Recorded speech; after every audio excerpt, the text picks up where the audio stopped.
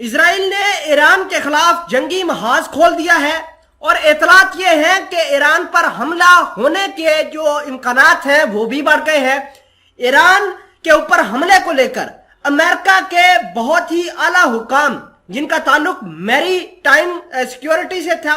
جن کا تعلق امریکہ کے اسٹیٹ ڈپارٹمنٹ اور پینٹاگن سے تھا، وہ اسرائیل کے اندر پہنچ گئے ہیں اور ایران پر حملہ کرنے کے جو پلان ہیں ان کو ترتیب دی جا رہی ہے۔ آخری مراحل میں یہ پلان پہنچ چکے ہیں۔ اس کے علاوہ اسرائیل کے جو ڈیفنس منسٹر ہیں انہوں نے کہا ہے کہ ہمارا کور فوکس یہ ہے کہ ایران کے نیوکلر پلانٹس کے اوپر اٹیک کیا جائے۔ ہماری ٹینشن یہ ہے کہ ایران کے اوپر کسی طریقے سے اٹیک کر کے ان کا پاور پلانٹ تباہ کر دیا جائے۔ بڑی اہم بات یہ ہے کہ ایران نے ان تمام تر سچویشن کو بھانپ لیا ہے۔ ایران نے اپنی آرمی کو بھی سٹینڈ بائی رکھا ہے اور اپنے ڈرونز کو ایکٹیویٹ کر دیا ہے۔ یہ ایک نئی ہلچل مچ گئی ہے بائیڈن کے وزٹ کے بعد، اور اس حوالے سے کچھ چیزیں پروف کے ساتھ ڈیٹیل کے اندر ڈسکس کی جائیں گی۔ چھوٹی سی گزارش ہے کہ آپ ہمارا یوٹیوب چینل حسنات ٹی وی کو سبسکرائب کر کے پاس موجود گھنٹی کے نشان کو دبا لیں تاکہ لیٹسٹ نیوز آپ تک بر وقت پہنچتی رہے۔ پہلے خبر دیکھیے جس کے اندر لکھا ہے کہ Khamenei adviser says Tehran capable of building nuclear bomb, Al Jazeera report. یہ الجزیرہ کی رپورٹ ہے جس کے اندر آیت اللہ خمینی کے ایڈوائزر ہیں جو نیوکلر ایکٹیویٹیز کے، انہوں نے کہا ہے کہ ہم 90% تک نیوکلر انریچ کر چکے ہیں اور ہم ایٹم بم کسی وقت بھی بنا کر دنیا کو سرپرائز دے سکتے ہیں۔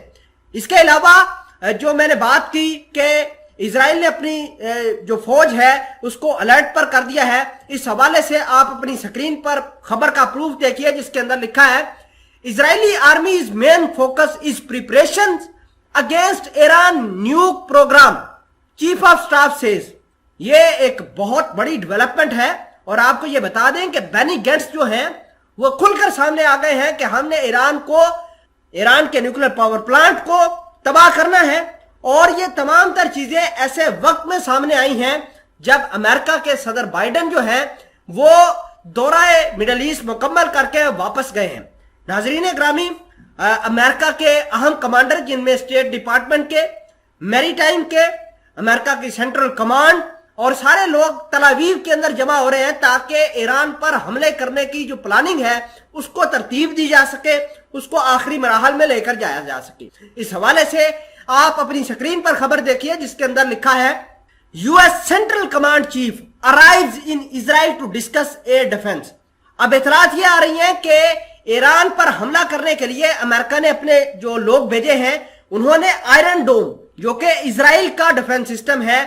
وہ امریکہ کے ڈیفنس سسٹم کے ساتھ انٹیگریٹ کر کے ٹیسٹ کرنا شروع کر دیا ہے، اور یہ ٹیسٹ تل ابیب کے اندر ہو رہے ہیں۔ تو یہ معاملات بن گئے ہیں مڈل ایسٹ کے، اور مڈل ایسٹ کو ایک نیا رنگ دینے کے لیے صدر بائیڈن نے دورہ کیا تھا، اس کے نتائج اب نکلنا شروع ہو گئے ہیں۔